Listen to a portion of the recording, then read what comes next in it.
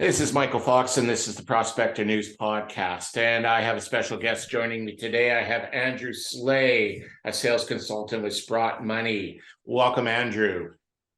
Thank you very much, Michael. It's a pleasure to be with you today.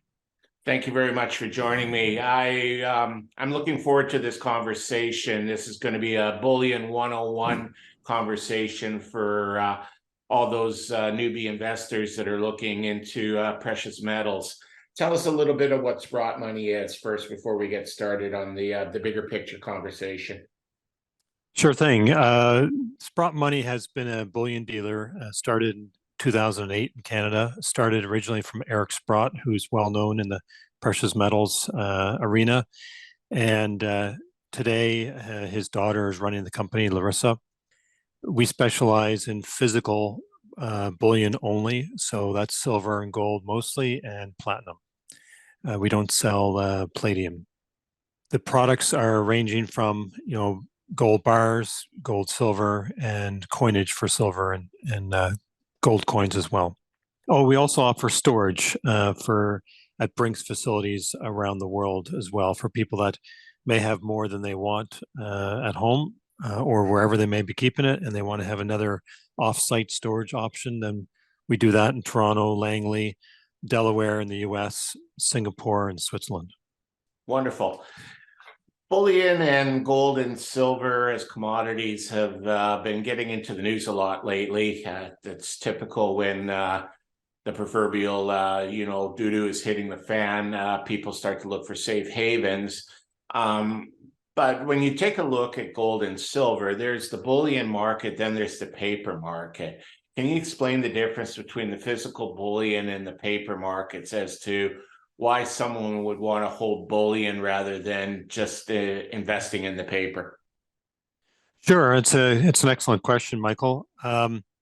There's a few that can be a pretty extensive answer, but I'll try and sum it up as follows.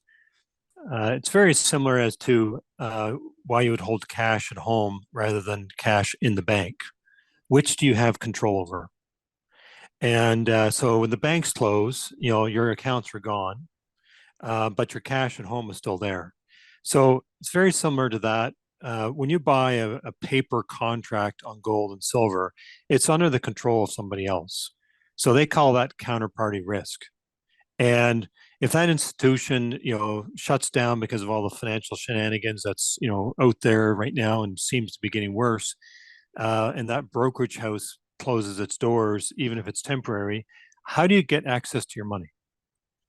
And when you do actually sell your paper contract, the vast majority of the people have to settle in dollars. You can't settle and get physical sent to you. So when you buy physical metal, you actually have in your possession and own real money, silver and gold in your possession. If the whole system in some kind of catastrophic situation just all turned off tomorrow, you are in possession of your money. Nobody else has it. And there's no substitute. So if I'm hearing this correctly, you buy the bullion as an insurance to a catastrophic failure, and you're best to hold that in your own possession rather than, say, in a vault someplace else. Is that what you're suggesting? Well, on the paper side, you have a paper contract on metals that are anywhere, wherever they are. And most of those products, unless you're a very high level investor, you don't have an option but to exit and cash out for dollars to be returned to you. You won't have metal. And so when you buy bullion, you actually are buying the metal, it's delivered to you. And if you had so much that you didn't want to store anymore at home and you wanted to store stuff in a vault, such as with us in Toronto or Langley or wherever, then you have those options to put extra metals in storage, which again, there's counterparty risk to that. If there was ever a problem at one of those facilities, you may not be able to get at it for a little while because of social unrest or whatever, which is why it's so important to have physical in your possession that you can easily get a hold of. Okay. Hope that clarifies. Yeah, that's a good clarification. So If you're going to vault your gold and silver, you're suggesting it's beyond your kind of short-term needs. That's what you would put in the vault, and your short-term needs you would keep in your close possession. Exactly. Yeah. Okay. Now, gold versus silver. What's the benefit of buying gold bullion versus buying silver bullion, and silver bullion over gold bullion? I would say that silver is your transactable money. That's always been considered the people's money, and gold is the money of the very wealthy. So the percentages of what people should be holding depends on really how much money they're coming into the game with. So when I'm dealing with customers for the last number of years, the percentages will change for everybody. So for example, if you were coming to me, Michael, and you said, "Hey, 10 grand is all the money I have in the world, and what do I need to be doing?" I'd be recommending you need to buy silver coinage first and foremost. That's all you need to worry about. If you were coming to me with 100 grand, I'd be saying, well, if you really wanted to have any gold, you could have about 75% of it in silver and 25% of it in gold, give or take.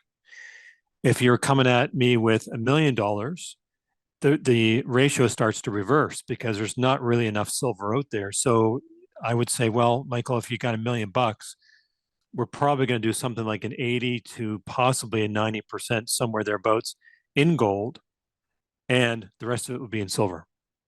And so the very wealthy are having to use gold just because of necessity. They got 10 million or $1 billion. There's not enough silver around for them to buy, so they have to use gold by default. When it comes to day-to-day use, there's no question that silver is highly more flexible than gold is. So gold is for soaking up large amounts of dollars in a small amount of space. You can shove 50 grand in your pocket and walk out the door. Nobody knows you have it. But you can't go to the farmer's market with a gold coin and buy groceries for a month. It's too valuable, and nobody can make change. So it could be the most expensive groceries you ever paid for. So you need to have silver as that transactable money, which is very, very critical. As far as there's ratios to look at. There is, I guess, the ratio and the portability of it, which is another part that comes into play. There's also each individual person may have different security issues in their home. Like, hey, I room with a couple other people, and I can't bring home 50 or 100 grand worth of silver. It takes up too much space. I don't have room for it.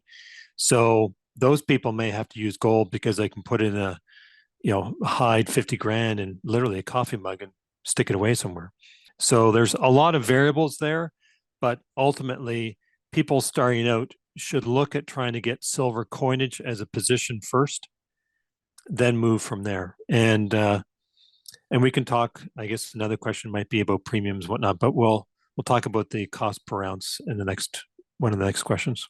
Yeah, no doubt. So if I'm hearing you correctly, then the difference between gold bullion and silver bullion is the gold bullion is a store of wealth. So if I'm trying to protect my wealth and my position, financial position, I'm buying, more gold than I'm buying silver. If I'm looking as an insurance policy to say if I have no ability to get fiat currency, the silver is going to be more transactional, and I'll be able to buy food, groceries, in extreme cases, I guess, firearms and ammunition as well. There's, it's a more tradable commodity than what the gold is. The gold itself is more of a hedge to my overall wealth, and the silver is there for transactional purposes. Is that a correct Yeah, it would be. And I would only add to that silver is also a hedge of preserving wealth, but with the added bonus that it's transactable. So if we're going to go into a very inflationary event here in the near future, and the dollar takes a really big nosedive, both metals will protect your purchasing power. It's just that silver will also be transactable for you. So if I were to compare the gold and silver then to say, let's go to the digital currencies and let's use Bitcoin as the example. The argument that the cryptocurrency people always make that it was going to be a transactional currency. And, I look at it and I go, it's volatile, so it loses its ability to maintain my wealth because it takes these huge swings in value. And a single Bitcoin can trade anywhere from, 30,000 to $60,000 in US currency. So that doesn't seem to be particularly transactable to me. And I'm guessing that that's the self answer to why gold and silver should be preferable to say Bitcoin. Am I correct? I think you're absolutely correct. In fact, I think that was very well said. Um, most people don't hit on the points of the swings in the value of Bitcoin make it almost impossible to use as a item of barter and trade. It's not consistent. It's not stable. And that's a very good reason why it won't become a monetary asset down the road. There's lots of other reasons that I've given and talked about, and I'm not necessarily anti-Bitcoin or any crypto. I'm really just a realist as to what I've learned and studied over the years is that the Bitcoin or others, we'll just use Bitcoin to put them all in one basket, is a distraction away from gold and silver. And I've never, if somebody could actually put a Bitcoin in their hand and tell me what it felt like and looked like, I'd love to know. And if you don't have power, you don't have anything. And if you don't have internet, you have nothing. But besides those challenges alone and the value fluctuations, when the central bank digital currencies come out, and they've talked about this is not an opinion of mine, but the central banks and the governments, when they launch their digital currencies, they will not allow any competition, period. And so they will shut down the cryptos like a light switch. That is what's going on as we speak. Some of these banks have been taken down in the US were banks that were funding and were conduits for the cryptocurrencies, and they've been taken out. So make no mistake, not my opinion, they're coming and they'll be shutting down cryptos so that once the Canadian CRA, whatever they want to call it, and the US Fed coin now, whatever they want to call that exactly, once that gets going, they will not allow another crypto to be involved because that's undermining the sovereign currency that's been issued by the government. And that's the bottom line on my. We can make up all the reasons why not to have one of those things, but in the bottom line, it all comes back to that one is the final nail in the coffin that they will not allow the cryptos to survive. And I would be betting on that as a more than likely is going to be the outcome than the other side of that trade. With that said, then would they continue to allow gold and silver to be used in the fashion that they're currently being used? If it's going to compete with their currency. Yeah. Another excellent question. So they may or may not. And it depends on the area. One thing that's been in place for a long time is that all the countries of the world have signed on and they accept gold and silver as money worldwide and is not needed to be exchanged. So that's interesting in itself. You can go to anywhere in the world with an ounce of silver, an ounce of gold, and it's treated, and you don't have to exchange it in that local currency. And you can't do that with the Canadian dollar or anybody else. So you could manage to make a purchase if you went anywhere else in the world without having to exchange the dollars. Now, if they outlawed the use of gold and silver, basically, like we'll just say Canada, for example, then it would just be the black market, which is actually the free market that would continue to use it because it is a store of value and is recognized as valuable and would be traded and paid for stuff. And the U.S., they've already had, I'm not sure what the latest number is, but 13 to 15 states from memory have already revived their local state, whatever they want to use, their governance, if you will, to remind the public in their states that gold and silver are legal tender and are acceptable for barter and trade and purchasing if both parties agree. So this is flying in the face of the CBDC that's trying to be, launched in the states, where you have all these states that have now, moved that way, and there are communities, small town communities, that have walked away from the U.S. dollar entirely, and they're just doing gold and silver in local trade for everything. We'll have to wait and see, but the Canadian, it's easy to make a no longer legal tender a paper dollar that has no intrinsic value. It's pretty hard to make silver and gold not legal tender. Well, they can do that, but then the free market will trade silver and gold anyway. So we'll have to see how that all plays out. Okay, well, that's an interesting way to look at it. So then let me go to the next question. We have bars, we have rounds. Is it just as simple as having a $10 bill and a $20 bill? They're just worth more, or is there a particular benefit to holding your bullion in one form or another? What I've learned over the last 7 years doing this stuff, and I spent quite a bit of time studying with some people I've been stacking metals for 20 odd years to sort of extrapolate a formula that I thought was quite reasonable for people. But again, this is going to be different strokes for different folks. So I believe personally that there's going to be a great need for silver coinage, because that's the most transactable, and we're going to need to rehydrate local economies.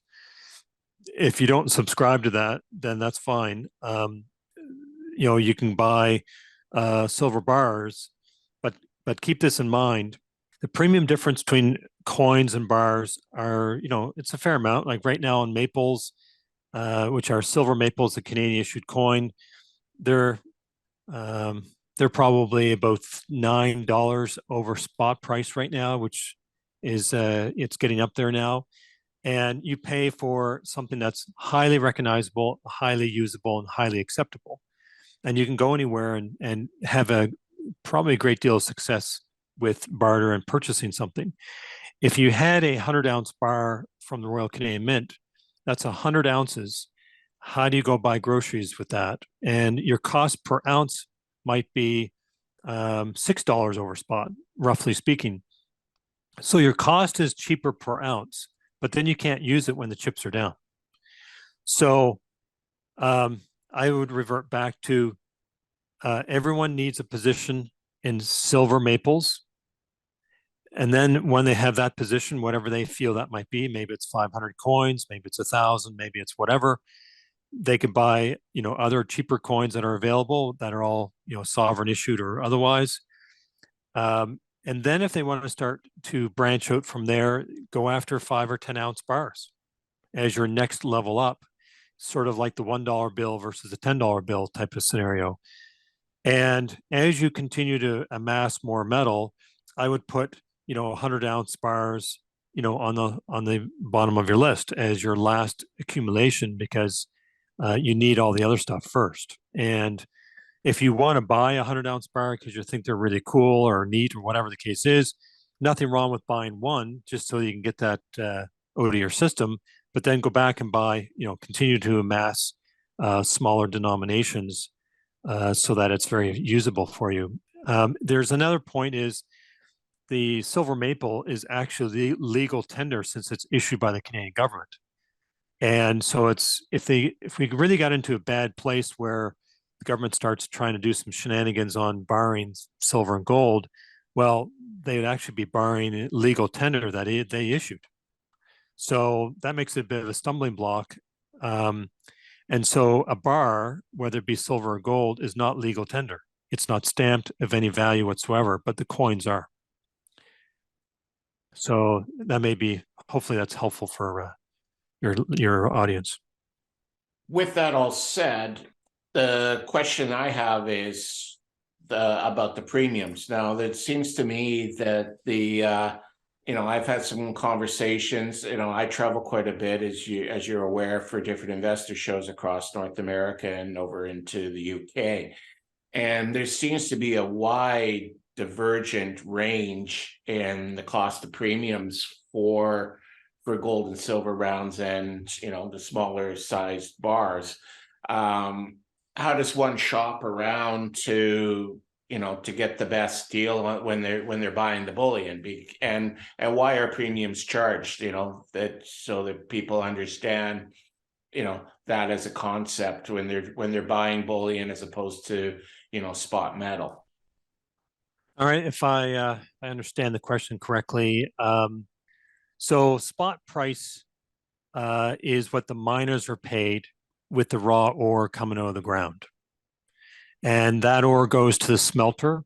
They make the commercial size bars and they sell that to the mints. And then the mints make the product, whatever it is, coins, etc. And then they sell that to us and other companies like us, and then we're selling it to the customer.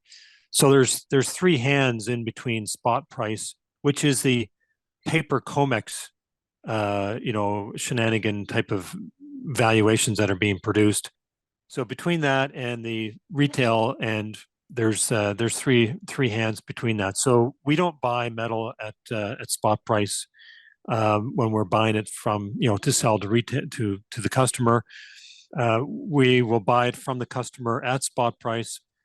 So when you're shopping around for premium, if you look on our website or anybody's website, you look at what they're charging for whatever it is, then usually all those companies have spot ticker tape going on the screen somewhere, and you can just basically look at the price difference as to what it is. I'm not sure if that's really just a measurement of if premiums are rising on product or not, or going down. It doesn't have that much more relevance, in my opinion, than that. Then from there, it's just shopping around to see who's got good values, and that market is wide ranging. So it depends on if some companies are busier or have less product than others. Some people are running sales at different times than others. So there's you can shop around and look and just see what the bottom line cost is on whatever it is you're looking for. If it's a bar, if we're charging $37.80 for as in $3,780 for an RCM 100-ounce bar, and somebody else is charging $4,000 just as a number, are you really going to look on the website and see where the premium is there and say, well, it's still too much premium, even if we're the cheapest one in Canada for a 100-ounce bar? I don't think it's all that relevant at that point. You're just trying to shop around and get a decent price that you can. So it's a bit of a measuring stick to see if premiums are upwards or downwards in their trajectory, and then just shopping around to see like kind of product against the major competitors.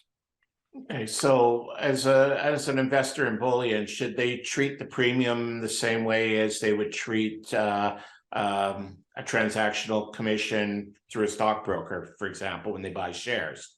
So you're never going to get that premium back, but it's essentially the transactional fee for purchasing that particular piece of bullion. Is that the correct way to look at it?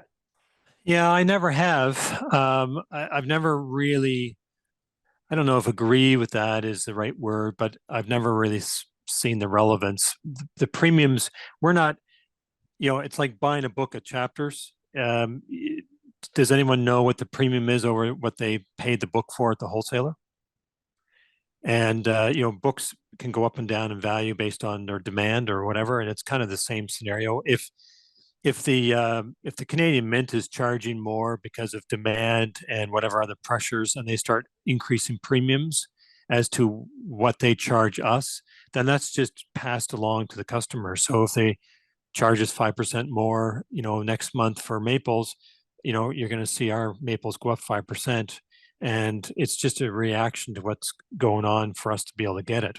If we have to buy from some secondary markets, which are more expensive, so it costs us, I don't know if the numbers would be, I don't do the buying, but let's say it's 10% more to buy from a wholesaler, a secondary market to us. And so, we have to reflect our pricing based on what it costs us to get it, which is basically the free market of everything that you buy in any store, whether it be Home Depot or us.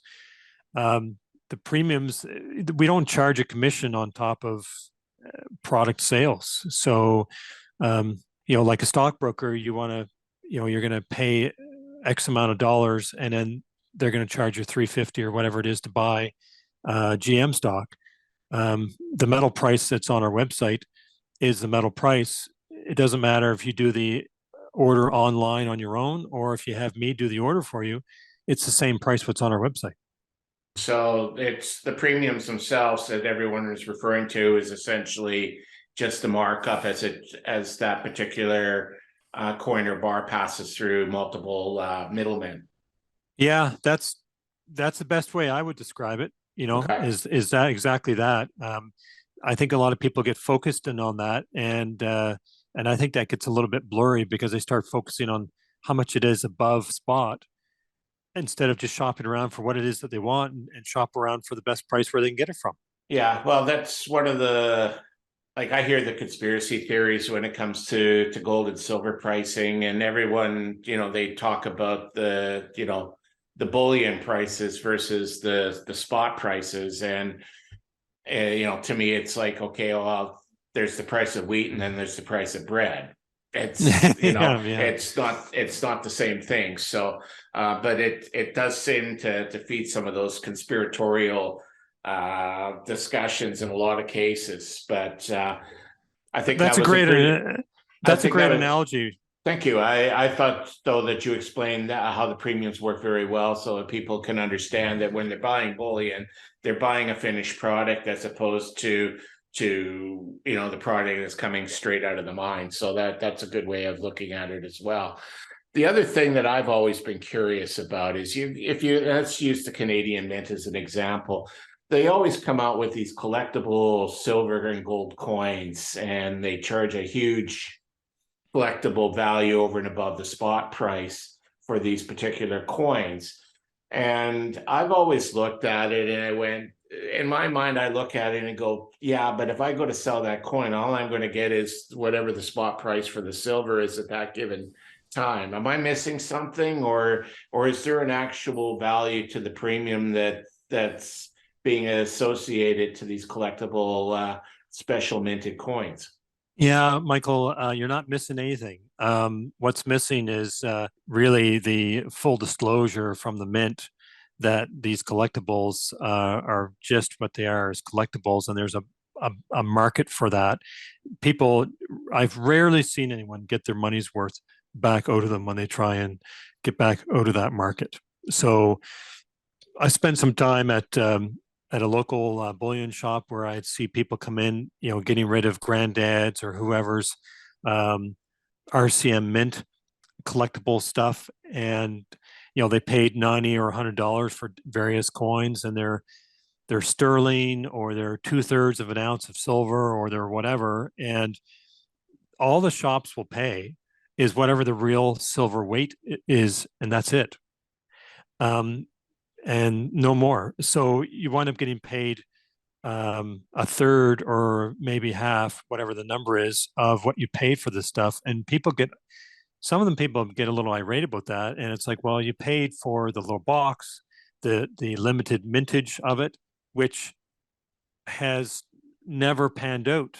I've never seen that much of a rare mintage that has skyrocketed in value in anyone's lifetime of owning those coins. Now, there are different markets. There is a collectible market of people that just like to buy different coins for the sake of collecting. And then there's I guess the investor market that is just buying bullion and buying, in mass, and they don't really care about if it's limited mintage or not. So, you're not going to get a return on the money. If there's generally, in my opinion, I'm mostly an investor into bullion, and I do the odd little bit of collecting, but that's just the odd coin here and there that we might have on our website that suits my fancy, and I'll buy one or two here and there. That's just different, just to keep it interesting. But they're not rare; they're not collectible of any really significance. So, I bought a a silver maple, they call it the Victory Series, put out in 2005. And from memory, there was only around 12 or 13,000. Don't quote me. It's that kind of mintage, which is pretty small, Canada wide, and it's a beautiful coin. But I only bought it because it's a beautiful looking coin. And so this is 20, not quite 20 years old, and I paid, roughly $40 for it. And I don't know what the RCM would have charged for it, but they probably charged $60 or $75. So 20 years later, I bought it for $40 from a local coin shop. And the person was only paid spot price of an ounce of silver when they sold it to the shop. So if you're buying bullion, stay away from the collectibles, because the collectible premium is not likely to hold water unless you find, that one unicorn that wants that particular coin. That's right, 100%. Or if you have something that I think a lot of the RCM collectibles are usually bought as gifts as well. So that's a big part of their market, is that somebody is a Leafs fan or Montreal Canadiens fan or a baby born on this year, whatever. They have a whole bunch of stuff that, you can buy that one coin that was made for, and people buy it as a gift to give somebody, and that's it. But I wouldn't be going in any volume to buy from the mint. Silver has to double or triple from where it is right now for you to get your money back. That's crazy. Well, that's also a good way not to get a return on your investment. That's for sure. Yeah, 100%. So if people want to buy a coinage from you or get in touch with you, where would they go to look? So our website is Sprott Money, SPROTT money.com. And if they want to reach out to me for any questions, my toll-free number is 1-888-861-0775. My extension is 230. And by email, it's my first initial, Andrew, so that's A, and then my last name is Sleigh, spelled S as in Sam, L as in Larry, E as in Echo, I as in India, GH, at sprottmoney.com. Wonderful. That's probably a good spot for us to end the first lesson in Bullion 101. I'm going to reach out and have you back on in a few more weeks, and we can delve into some of the more intricate questions and answers on how to work in this marketplace. So thank you for joining me today, Andrew, and I look forward to future discussions. Yeah, thank you very much, Michael, for having me on. Look forward to it.